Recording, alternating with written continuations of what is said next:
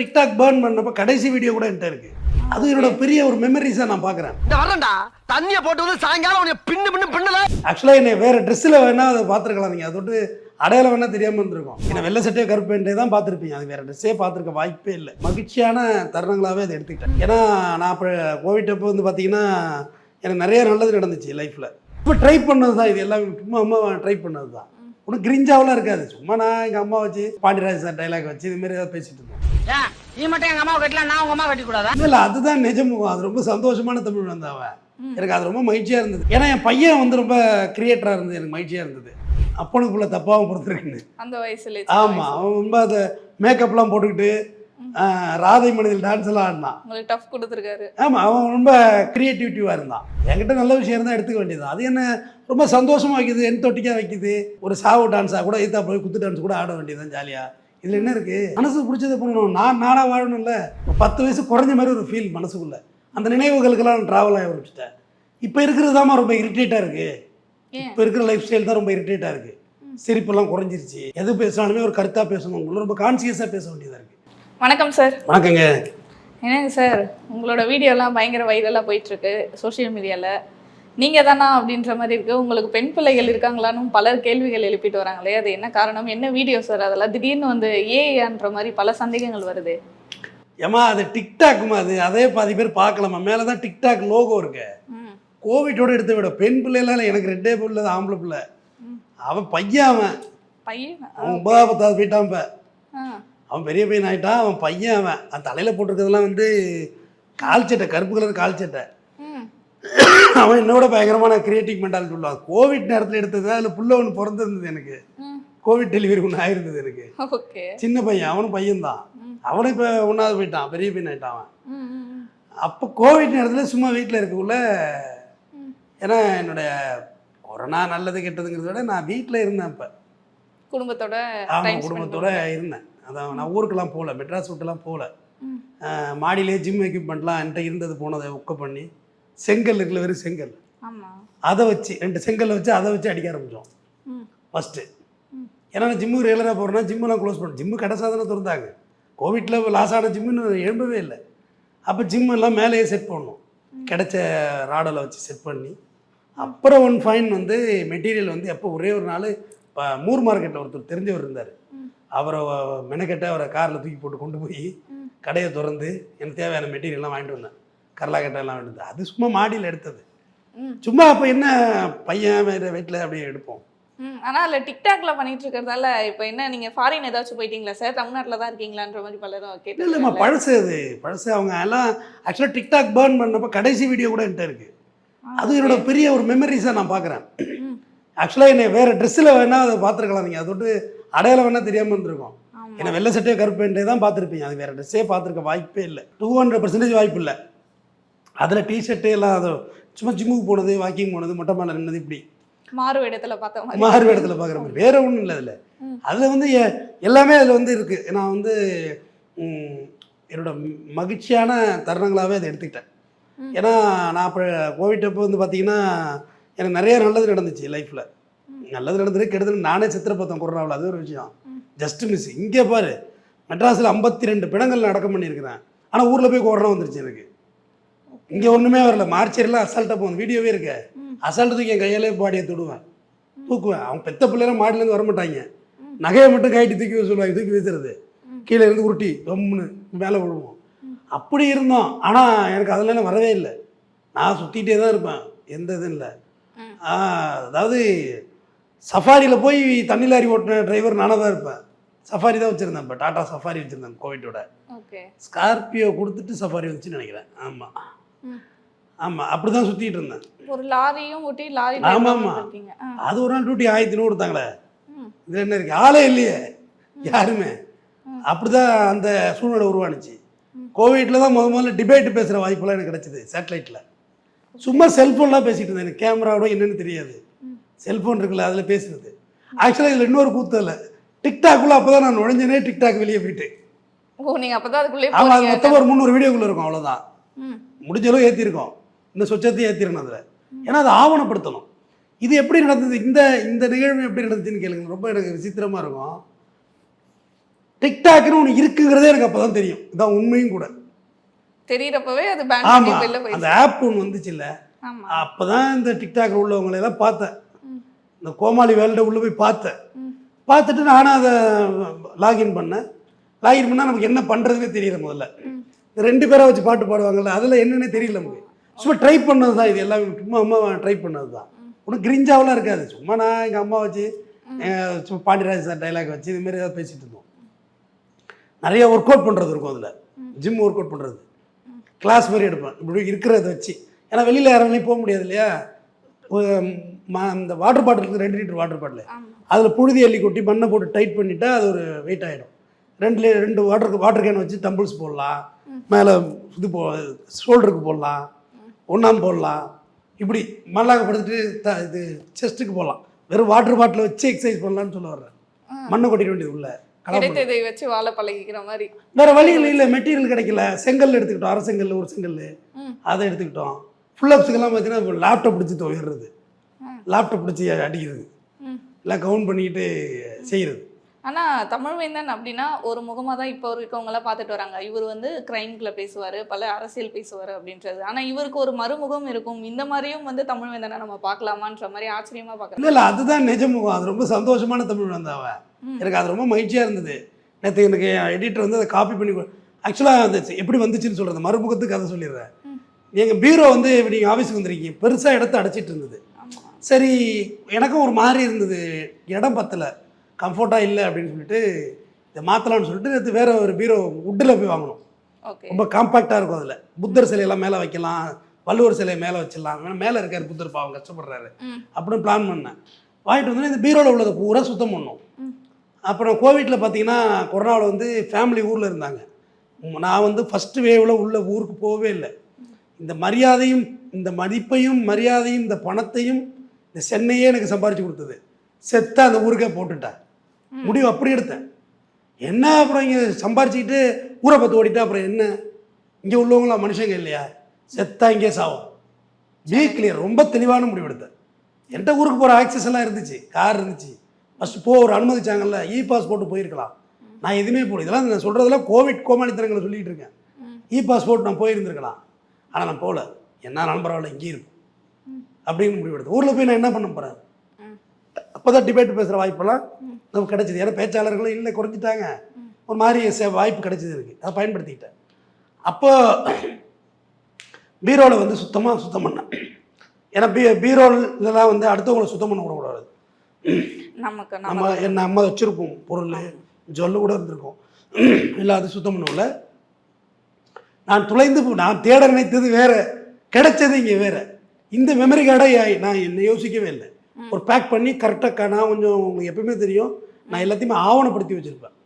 என் battery warranty card நான் போய் எடுப்பேன். 10 பேட்டரி மாதிரி தான் 10 வாரண்டி கார்டு இருக்கும், டயர் வாரண்டி கார்டு இருக்கும். எந்த பில்லும் நான் மிஸ் பண்ண மாட்டேன். என்றைக்கோ ஒரு நாள் அது பயன்படும்.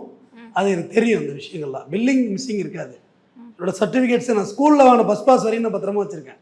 அப்போ இதுவும் அந்த மாதிரி அந்த பென்ட்ரைவ் மெமரி கார்டு எடுத்து போட்டு எடிட்டர் போட்டு கார்டு ரீடர் இல்லை, ஓடி போய் வாங்கி வந்து சப்போர்ட் பண்ணி பார்த்தா இருந்துச்சு. அப்படியே முதல்ல காப்பி பண்ணி அப்படின்னு காப்பி பண்ணிட்டு தான் இதை முதல்ல விட்டோம். இன்னும் இருக்கு இன்னமும். ரொம்ப அழகாக இருந்துச்சு. எனக்கு ரொம்ப அது இன்னொரு முகம்னு சொன்னீங்கல்ல, அதுதான் நல்ல முகமே. அது கிட்டத்தட்ட எத்தனை வருஷம் ஆயிருக்கும் சார்? அதெல்லாம் கடந்த ஒரு 10 வருஷம் கிட்ட இருக்குமா? போயிட்டு இருப்போம். 2019 தானே, 19. இதில் ஒரு 6, அதில் ஒரு 7, 8 வருஷம் வச்சுக்கலாம். 8 வருஷம். இந்த 8 வருஷம் கழிச்சு பார்க்குறப்ப உங்களுக்கு என்ன எப்படி இருந்துச்சு? அந்த ரொம்ப சந்தோஷமாக இருக்கேன்.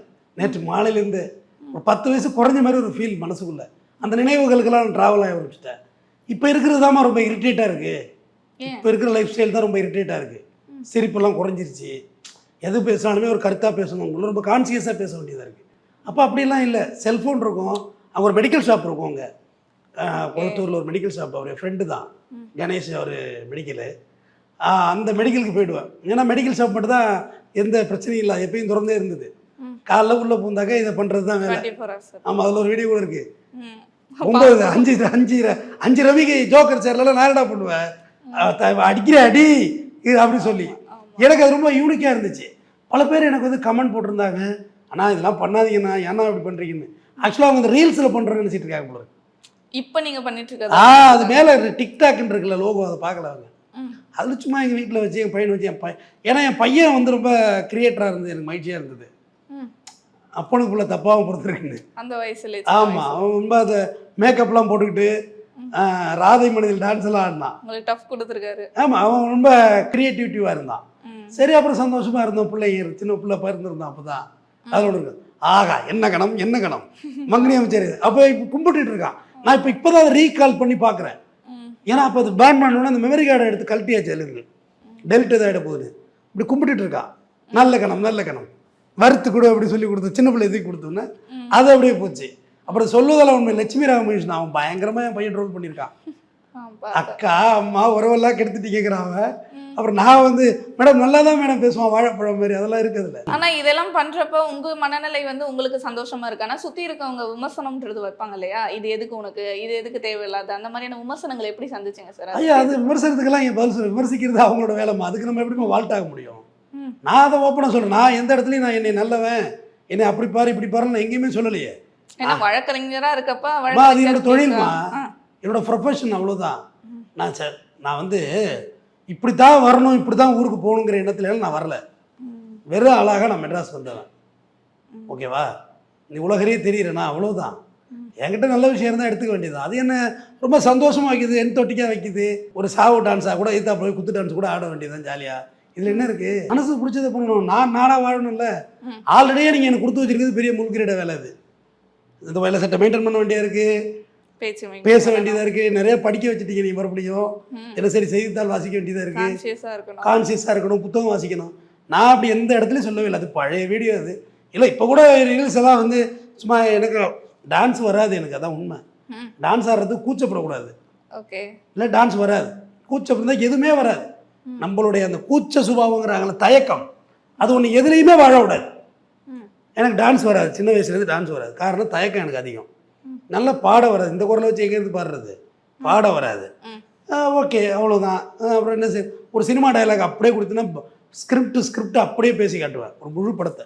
ஆனாலும் நீங்கள் அதை ஒரு மைனஸாக எடுக்காமல் அதை ப்ளஸ்ஸாகவே மாற்றிக்கிட்டீங்க. ஐயோ, எல்லாமே வித்தக்காரனு குட்டிக்காரன் முதல் வித்தை தாண்டு போயிட்டு இருக்க வேண்டியதா, இதில் என்ன இருக்குது?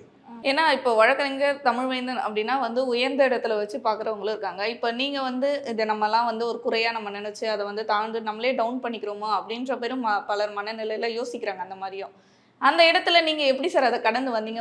நான் உயர்ந்த இடத்துல இல்லவே இல்லையே. நான் சாதாரண மனுஷனாக இருக்கேன். நான் ரொம்ப எளிய மனிதனாக இருக்கிறேன். காலையில் 4:30 மணிக்கு எழுப்பி டீ போடுற ஒரு சாதாரண மனுஷன். நானே போட்டு நானே குடிச்சுப்பேன். நான் இந்த இடத்துல எதுவும் பண்ணிக்கலையே. நான் போகிறதெல்லாம் சாதாரண ஜிம்முக்கு தான் போகிறேன். நான் எங்கேயுமே போகல. நான் என்னைக்கு நான் உயர்ந்த இடத்துல சொல்லியிருக்கேன்? எந்த இடத்துல மேடைக்கு ஓடி போய் நான் உட்காந்துக்கிட்டது இல்லை. ரொம்ப தயக்கம் மேடைக்கு யாராவது கூப்பிட்டு உட்கார வச்சா. இல்லை நான் பேசுகிறேன்னா அப்படி அந்த ஃப்ராக்ஷன் ஆஃப் செகண்ட் மேடையில் ஏறி பேசிட்டு அடுத்த காமனத்தில் கீழே வந்து உட்காந்துருவேன். மேடையில் உட்காந்து அது ரொம்ப கரெக்டாக உட்காந்துருக்கணும். எவ்வளோ நேரம் அப்படியே உட்காந்துருக்குது? நான் காலை மேலே காலை போடலாம், இப்படிங்கலாம் இப்போ சௌரியத்துக்கு உட்காந்துருக்கலாம். அதெல்லாம் அப்படியெல்லாம் இல்லவே இல்லை. இந்த உயர்ந்த இடம் அப்படிலாம் இல்லவே இல்லை. எனக்கு தெரிஞ்சதான் நான் பேசுனேம்மா, அது உங்கள்கிட்ட கனெக்ட் ஆச்சு, அவ்வளோதான். இந்த புகழெல்லாம் எனக்கு வேணாம், எனக்கு புகழெல்லாம் வேணாம், நீ இந்த புகழும் வேணாம் இகழும் வேண்டாம். நான் ஒரு சாதாரண மனுஷன், அதெல்லாம் ஒன்றும் இல்லை. இல்லைம்மா, நான் பேசுனது கனெக்ட் ஆச்சு. கோவிட்டில் செல்ஃபோனில் தான் பேசினேன். கேமரா கூட என்கிட்ட அப்பெல்லாம் கிடையாது. செல்ஃபோன் இருக்குல்ல, அதில் பேசுவேன். அன்னைக்கு என்னென்ன அப்டேட் வந்துச்சு, ஒர்க் அவுட்டை பற்றி சொல்லி கொடுத்தது, இது மாதிரி தான் பேச ஆரம்பித்தேன். மக்களுக்கு அது பிடிக்க ஆரம்பிச்சிருக்கு. மக்களுக்கு அது கிளிக் ஆச்சு. பிடிக்குதுலாம் இல்லைம்மா.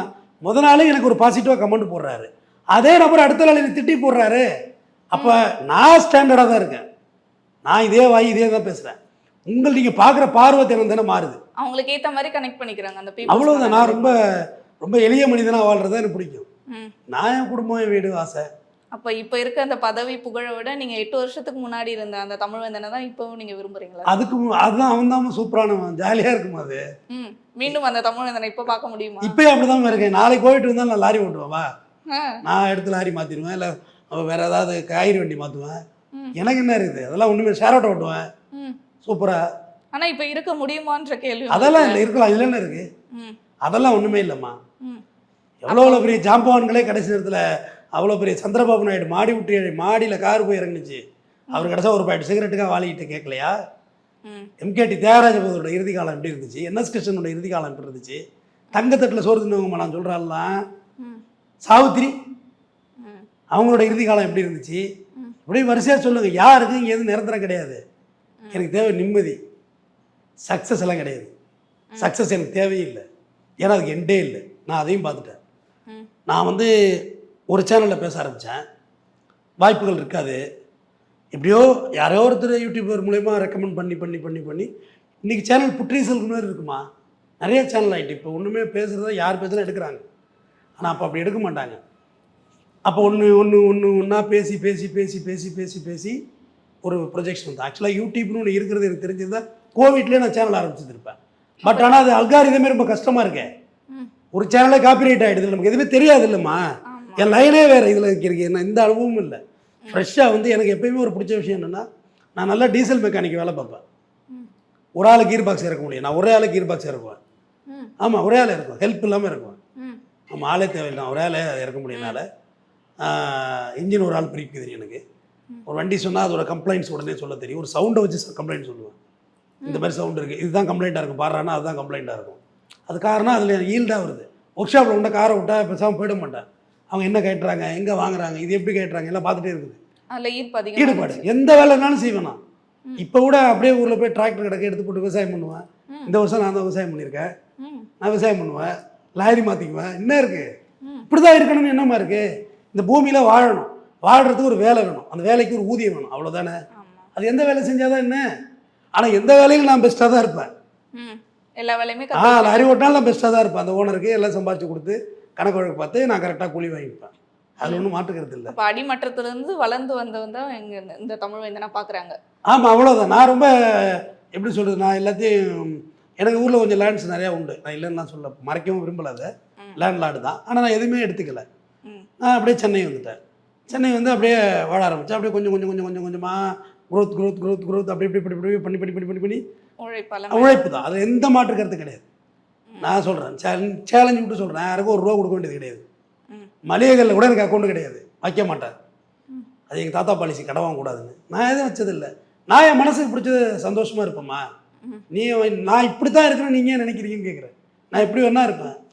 ஏன்னா தமிழ் வேந்தனை பார்த்த ஒரு முகம் இருக்கும் இல்லையா, இவர் இப்படியே தான் பார்த்து நம்ம மைண்டில் செட் பண்ணி வச்சுருப்போம். இவர் இப்படி தான்ப்பா, இவர் ஜாலியெல்லாம் இருக்க மாட்டார், சீரியஸாக மட்டும் தான் பேசுவார் அப்படின்ற மாதிரி. தனிப்பட்ட வாழ்க்கையில் நீங்கள் இப்படியும் இருப்பீங்களான்றது இப்போ பார்க்குறாங்க எல்லாருமே. புதுசாக இருக்குது அது பார்க்குறப்ப. அதுதான் உண்மை, புதுசாக இருக்குது. ஏன்னா இதனால் வரைக்கும் என்னோட வேறு இன்னொரு பக்கம் யாருமே பார்த்ததில்லை. நான் காய்கறி காலைல போவேன், கறி வாங்க போவேன், பையனை தூக்கிட்டு போவேன், மெரினா பீச்சில் போய் மண்ணில் கிடந்து உருளுவேன், பசங்களோட கடல் இறங்கி குளிப்பேன், வருவேன், போவேன், ஊர் சுற்றுவேன். அது எனக்குன்னு ஒரு வாழ்க்கை இருக்குமா? நான் எப்போ தான் வாழ்ந்து பார்க்குறது? இப்படியே எப்படி இருக்கிறது நம்ம? நான் சுத்தம் இதுக்கு மேலே ஒரு ஸ்டெப்பு கூட நவத்தாததுக்கு காரணம் அதுதான். அடுத்தடுத்த லீடு பிடிச்சி போகிறதுக்கு லைன் இருக்குன்ட்டு, ஆனால் லீடு பிடிச்சி நான் போகவே இல்லை. அது வேண்டாது. இதுவே நிம்மதியாக இருக்குது. இதுவே நிம்மதி கம்மியாக இருக்குது. நீ வேறம்மா, கம்மியாக இருக்கு. இதுவே நிம்மதி கம்மியாக தான் இருக்குது எனக்கு. இன்னும் ஃப்ரீயாக இருக்கலாம், லேசியாக இருந்திருப்பேன். நான் லைன் பிடிச்சி போனால் இன்னும் கஷ்டத்தை தான் நான் சந்திப்பேன், இன்னும் நெருக்கடியை தான் சந்திப்பேன். ஒரு அரசியலில் போகிறோம்னா எங்கே வேணுமோ போய் ஏதோ ஒரு வாய்ப்புகள் நான் தேடிக்கலாம், வாங்கிக்கலாம். ஆனால் வாங்கி என்ன பண்ணுறது? நிம்மதி போயிடும். நிம்மதி ரொம்ப முக்கியமானது. ரெஸ்பான்சிபிலிட்டி இன்னும் அதிகமாகும், இன்னமும் அதிகமாகிடும், சுமை அதிகமாகிடும். இது ரொம்ப அது அந்த எனக்கு அந்த வீடியோ வந்து நான் நேற்றுலேருந்து எங்கள் வீட்டிலே சொன்னாங்க, ரொம்ப மகிழ்ச்சி. நைட்டு ஃபுல்லாக போட்டு பார்த்தோம், மகிழ்ச்சியாக இருந்தது. நான் ஒரு 10 வயசு குறைஞ்சி போச்சு, ஒரு பூரிப்பாக இருந்துச்சு அதெல்லாம் பார்க்குறப்ப. அது இருக்கும் தானே. கல்யாண கேசட் பார்க்குற மாதிரிமா ஒரு 20 வருஷம் கழிச்சு கல்யாண கேசட் போட்டு பாரு, பயங்கரமாக இருக்கும். பாதி பேர் உயிரோடு இருக்க மாட்டாங்க. அதில் பாதி பேர் திருட்டு பிள்ளைங்களாம் நிற்கும் மூக்கு ஒழுகிட்டு, பார்த்தா அதுவும் கல்யாணம் ஆகி புள்ள பற்றி வச்சுருக்கோம். அந்த ஒரு வீடியோவில் பல நினைவுகள் இருக்கும். அந்த மாதிரி எனக்கு ஆக்சுவலாக அந்த டிக்டாக் வீடியோ பார்த்தப்ப நான் ரொம்ப எனர்ஜெட்டிக் ஆகிட்டேன். தான் சொல்கிறேன், ஸ்கூல் பாஸ் வரையும் நான் வச்சுருக்கேன்.